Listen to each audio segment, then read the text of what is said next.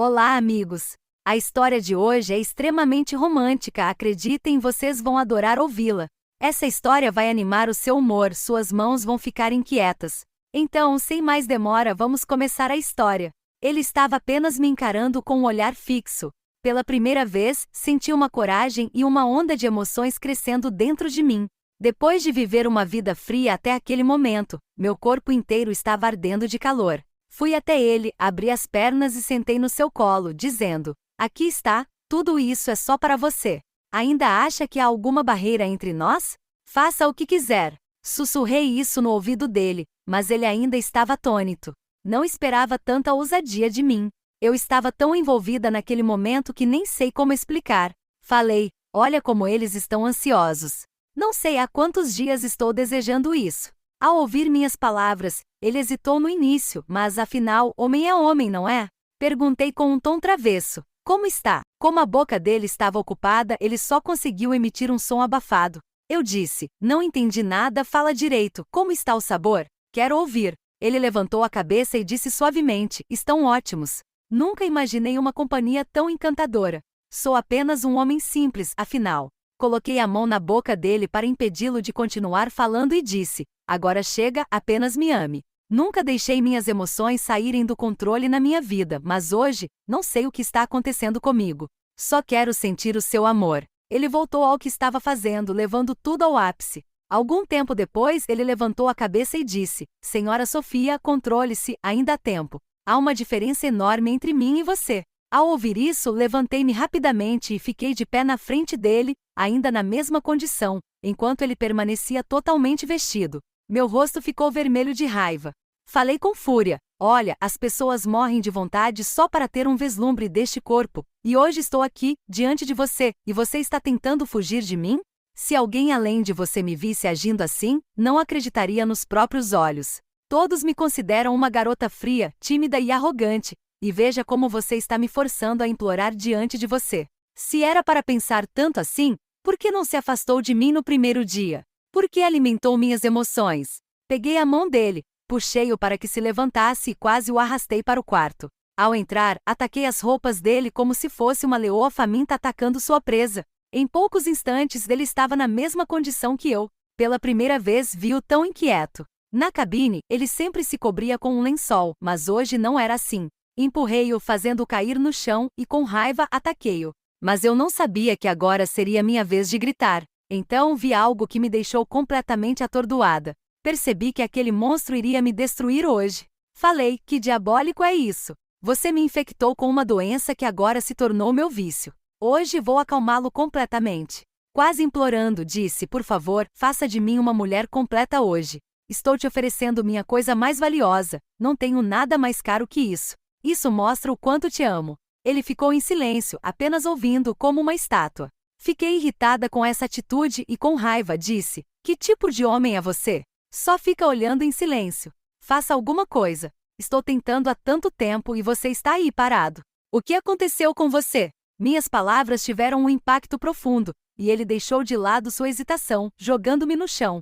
Falei: olha, Pedro, isso é só para você. Eu guardei isso para você. Agora tire esse véu e faça de mim sua.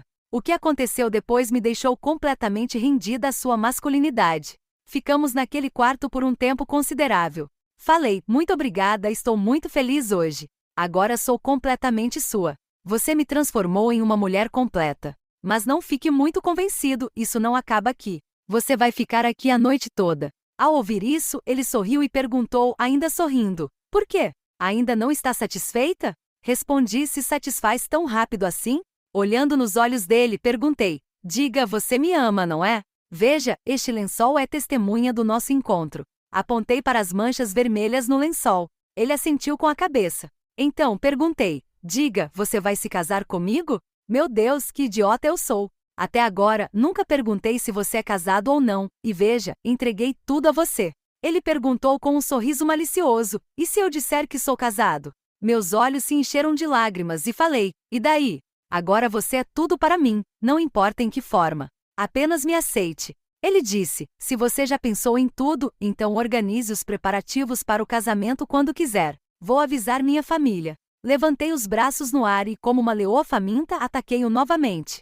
Vivemos mais um momento de amor. Afinal, para que a vergonha agora? Ele estava prestes a se tornar meu marido. Por um tempo fiquei como um animal de 4 patas. Então, meu olhar caiu no espelho ao lado da cama. Formávamos um casal esplêndido. Ele era muito saudável, e eu não consegui me conter, desabando no chão. Enquanto recuperava o fôlego, perguntei: "Você está feliz, não está?" Pedro respondeu: "Quem não ficaria feliz com uma companhia tão adorável como você? Todo mundo sonha com uma ninfa, mas eu encontrei uma fada de verdade."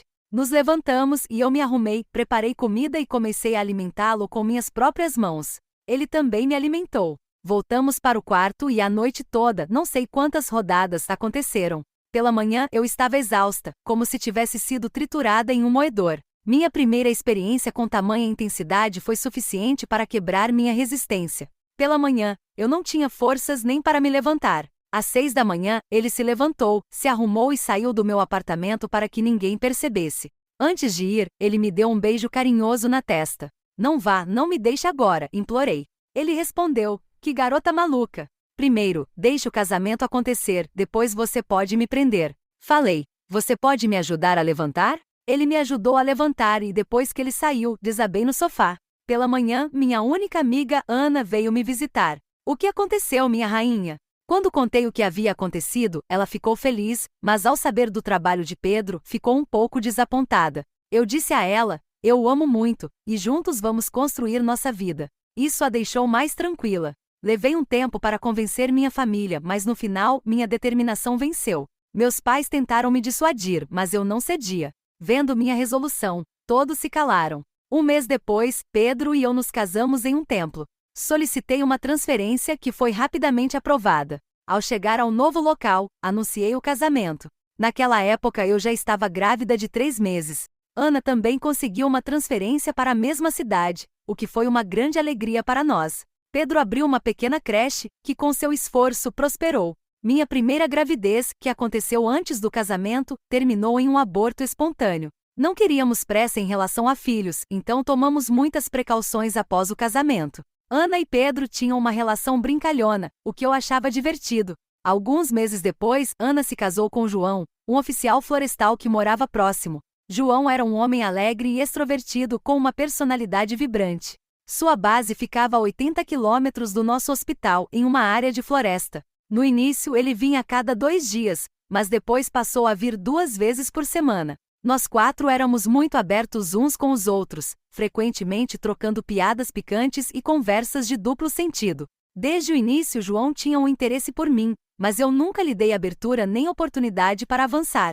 Durante o festival de Oli, ele aproveitou a oportunidade para, sob o pretexto de passar tinta, se aproximar de mim e fazer gestos inadequados. Ele até conseguiu, até certo ponto, mas antes que fosse mais longe, consegui escapar. Ninguém notou sua atitude, então achei melhor ficar quieta para não criar atritos entre nós, amigas. Comecei a evitá-lo, mas ele sempre buscava formas de se aproximar. Um ano após o casamento, Ana teve que voltar para a casa dos pais, pois estava grávida. João passou a vir com menos frequência, retornando no mesmo dia. Um dia, ele apareceu inesperadamente à tarde com um jipe, adequado para as estradas acidentadas da floresta. Estava acompanhado de um colega, Miguel. Um de seus homens havia caído de uma árvore e machucado a coluna. Como a estrada até o hospital era ruim, não puderam trazê-lo. Pediram minha ajuda. Não havia outra opção senão ir com eles. Informei o hospital, avisei Pedro e peguei meu material. Saímos às 14 horas. Levamos 2 horas e meia para percorrer os 80 quilômetros, pois a estrada era péssima. Era uma região como Ação, e chuvas fora de época pioravam as condições. Nós 3 estávamos na frente do jipe, com João e Miguel me espremendo no meio. A estrada era tão irregular que eu acabava caindo ora sobre João, ora sobre Miguel. João aproveitava para, de vez em quando, encostar o cotovelo ou a mão em mim. Uma vez, ele colocou a mão entre minhas pernas, mas eu rapidamente a retirei, sem fazer alarde. Percebi que Miguel observava tudo com atenção e parecia estar se envolvendo no jogo. Eu estava como um sanduíche entre os dois. Chegamos ao local ao entardecer. Examinei o paciente até às 18 horas. Improvisei o tratamento, dei analgésicos e instruí que não o movessem. A lesão não era grave, apenas uma torção nos ligamentos que se recuperaria com repouso. Naquela região, a noite caía cedo. Era novembro e o clima estava romântico, mas nuvens começaram a se formar. Queria terminar logo e voltar antes do anoitecer. Vendo minha pressa, João disse: Por que tanta pressa? Passe a noite aqui na minha cabana. Não vou deixar você sentir saudades do seu marido, Pedro. Quando o encarei com raiva, ele se calou. Falei: João, controle seus pensamentos sujos. Se Ana te ouvisse falando assim, não sobraria um fio de cabelo na sua cabeça. Vamos, me leve para casa. João disse a Miguel: Vamos, Miguel, leve a senhora para casa. Ela não quer ficar neste mato. Sentamos no jipe como antes, comigo espremida entre os dois. Tentei sentar atrás, mas João insistiu que ficasse na frente, dizendo que a conversa faria o trajeto passar mais rápido. Ameacei: Controle suas atitudes, senão conto tudo para Ana. Ele riu dizendo: Não conte nada para aquela ditadora, ou ela vai me dar uma bronca danada. E sentei ao lado deles. Ele se aproximou de mim de propósito, deixando pouco espaço, forçando-me a ficar colada a ele. Colocou o braço sobre meus ombros. Fui pega pelas suas conversas sedutoras. Quando começamos a voltar, uma chuva torrencial caiu. Dirigir naquelas estradas escuras e lamacentas ficou quase impossível. Só se ouvia o som do vento e dos animais. De repente, o jipe parou no meio da floresta. João desceu com uma lanterna, abriu o capô e verificou o motor, mas não encontrou nada. Voltou encharcado, tirou a camisa molhada e a jogou no banco de trás, dizendo frustrado: Não tem jeito. Vamos descer e empurrar, talvez funcione. Hesitei, olhando para fora. Empurrar? Como, com essa chuva? Ele respondeu: Então espere a chuva parar. Mas nessa floresta pode chover a noite toda. Foi por isso que sugeri passar a noite lá. Desci, ignorando a chuva. Miguel e eu empurramos por um tempo, mas o jipe não se moveu. Exaustos, voltamos. Eram 20 horas, e eu estava completamente encharcada. Sentei no banco de trás. João acendeu a luz interna e pegou uma lanterna de emergência. Perguntei, com um olhar preocupado: E agora? Ele me observava pelo retrovisor. Minhas roupas molhadas haviam ficado transparentes, e o palu da minha saia havia escorregado, piorando a situação. Tentei me cobrir, e ele apagou a luz. O ambiente dentro do jipe estava ficando quente. João se mexia inquieto na cadeira, e dava para perceber que naquele lugar deserto e com aquele clima, suas intenções estavam mudando. Ele disse: Vamos ter que passar a noite aqui, a menos que outro veículo passe, o que é improvável. Esse caminho é pouco usado até durante o dia. Fiquei em silêncio. Estar sozinha com dois homens estranhos naquele escuro era assustador. Depois de um tempo, a chuva parou, mas uma brisa fria começou. Ouvia-se o som de animais ao longe. João e Miguel acenderam os faróis, saíram do jipe, tiraram as roupas molhadas e as torceram para secar, ficando apenas de cueca. Na luz dos faróis eu os via, e algo estranho começou a surgir dentro de mim. Estava tremendo de frio, mas por vergonha, não conseguia tirar as roupas molhadas. João se aproximou e disse: Sofia, está muito escuro. Tire essas roupas molhadas, ou vai pegar um resfriado. Não se preocupe, ficaremos do lado de fora. Fiquei em dúvida por um momento, mas achei melhor seguir o conselho. Perguntei: Tem algo para vestir? Ele respondeu: Não, nossas roupas também estão molhadas. Não sabíamos que passaríamos a noite na floresta. Aliás, aqui tem ursos e outros animais. Ursos são criaturas estranhas, atacam mulheres bonitas e fazem coisas terríveis. Falei: Minha vida está em risco, e você está fazendo piadas? Faça algo. Estou morrendo de frio. Meus dentes batiam. Miguel disse: Chefe, tem um lençol velho e rasgado no porta-malas. Talvez sirva. João respondeu: Mostre para a doutora. Miguel pegou o lençol que cheirava a poeira, mas naquele momento, era como um bote salva-vidas. João disse: Tire as roupas molhadas e se cubra com isso. Vamos sair. Eles saíram, e a luz do jipe apagou ao fechar a porta. A ideia de tirar a roupa na frente de dois homens me envergonhava, mas o frio era insuportável. Hesitante, tirei o sari molhado, mas ainda não senti alívio. Olhei ao redor, estava tudo escuro. Decidi tirar as outras roupas molhadas, ficando apenas com as roupas íntimas, e me envolvi no lençol. Mesmo assim, as roupas íntimas molhadas continuavam a me gelar. Resolvi tirá-las também e me cobri novamente com o lençol. Abri a porta para torcer as roupas, mas a luz do jipe acendeu. Meu corpo estava coberto apenas pelo lençol rasgado, que mal escondia algumas partes. Vi João me encarando, atônito. Ajustei o lençol rapidamente e fechei a porta. Falei: João, por favor, pendure minhas roupas para secar. Passei as roupas pela janela. Ele as pegou, torceu e pendurou em uma pedra, mas na penumbra, percebi que ele fazia algo com elas que todo homem faria. Fiquei vermelha de vergonha. Nunca havia enfrentado tamanha ousadia. Eles voltaram para o jipe, também tremendo de frio, usando apenas cuecas. Olhei para eles com curiosidade. João disse a Miguel: amigo, vamos congelar assim. Tem uma garrafa de rum no porta-luvas, pegue. Miguel pegou a garrafa que estava pela metade. João pegou uma garrafa de água, misturou com rum e tomou 2 goles, passando para Miguel. Sofia, tome um gole, vai espantar o frio, disse João. Você está louco? Sabe que eu não bebo, respondi. Mas o frio estava insuportável. Vendo-os beber, minha resistência enfraqueceu. Quando ofereceram novamente, aceitei. Tomei um gole, e foi como se fogo queimasse minha garganta. Tossi muito, com um gosto amargo na boca. Depois de um tempo, João ofereceu novamente. Disse: que coisa horrível! Como vocês bebem isso? Mas peguei a garrafa e tomei outro gole. Dessa vez, não pareceu tão ruim. Devolvi a garrafa e o lençol escorregou, mas não percebi, tonta pelo álcool. Meu corpo estava quente e uma inquietação crescia dentro de mim. Queria jogar o lençol fora, sentindo-me leve. Meu controle estava se desfazendo. A brisa lá fora tornava o ambiente ainda mais romântico. João acendeu a luz interna, saiu pela porta da frente e veio para o banco de trás. Você está suando, está muito quente, disse, tocando meu rosto. Afastei-me, mas ele se aproximou novamente. Falei: João, isso não está certo. Volte para a frente.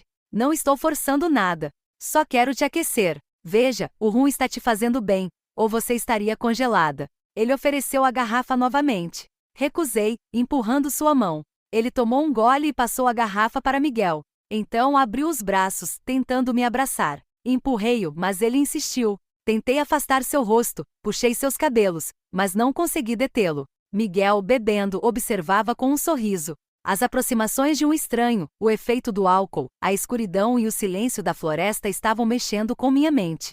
Minha resistência enfraquecia. Miguel também veio para o banco de trás. Gritei: por favor, me solte ou vou gritar. Mas não conseguia me livrar. Implorando, disse: se Ana souber, vai ser um desastre. Ele riu: grite o quanto quiser. Aqui só há árvores, pedras e animais para te ouvir. Miguel começou a apoiá-lo.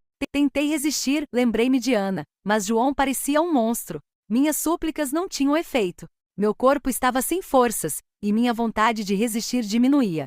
O álcool fazia efeito e logo desisti de lutar. Percebi que naquele lugar deserto ninguém me salvaria. Quanto mais resistisse, mais doloroso seria. E se após tudo, eles me atacassem para encobrir seus atos? Dei minha permissão, e meu corpo se rendeu. Miguel segurou minha cabeça, forçando-me a algo que entendi imediatamente. Resisti, mas ele foi mais forte. Cedi, mas logo senti que estava sufocando. Tentei me soltar, e ele afrouxou um pouco. Percebi que Miguel também estava cansado, mas ele segurava minha cabeça com força. Implorando, disse: por favor, me soltem. Vocês já conseguiram o que queriam. Estou exausta. Nenhum dos dois parecia disposto a ouvir. Tenha paciência, tudo vai ficar bem, disse Miguel. Lágrimas escorriam dos meus olhos e eu chorava de dor. Eles tentaram me acalmar. Depois de um tempo, fiquei quase inconsciente. Alguém me puxou para fora do jipe. Vi uma fogueira acesa com capim e o lençol estendido no chão. João estava sentado, esperando por mim. Miguel me arrastava até a fogueira. Tropecei várias vezes e ele me segurou. Tentei me soltar, mas meu corpo não respondia. João me puxou para ele e Miguel sentou ao lado. O que começou ali durou horas. Eles me exauriram completamente. Tudo parecia um sonho. Quando um deles acordava, recomeçava. Não sei quando amanheceu. Ao abrir os olhos, vi a luz do sol. Estava deitada, sem forças, e a culpa me consumia. Odiava-me por ter permitido aquilo. Queria pegar uma pedra e esmagar suas cabeças, mas ao tentar me levantar, caí de dor. Eles acordaram e sorriram ao ver minha condição. Meu corpo estava coberto de marcas vermelhas e azuis. Eles me ajudaram a levantar, mas guardaram algumas das minhas roupas como lembrança. No espelho retrovisor, vi meu rosto coberto de uma substância seca. Lavei o rosto com água acumulada na estrada e tentei me arrumar. Levem-me para casa, ordenei, com raiva. João ligou o jipe, que começou na primeira tentativa. Olhei para eles surpresa. Ligou de primeira? Eles sorriram, e entendi que tudo foi planejado. Eles fingiram que o jipe quebrou para me levar àquele lugar deserto. Fiquei em silêncio, amaldiçoando-os internamente. Amigos, esta foi a segunda parte da história. Para a terceira parte, escrevam parte 3 nos comentários. Para saber a história completa, assistam ao primeiro episódio. Digam nos comentários o que acharam da história. Se gostaram do vídeo, curtam, compartilhem e se inscrevam.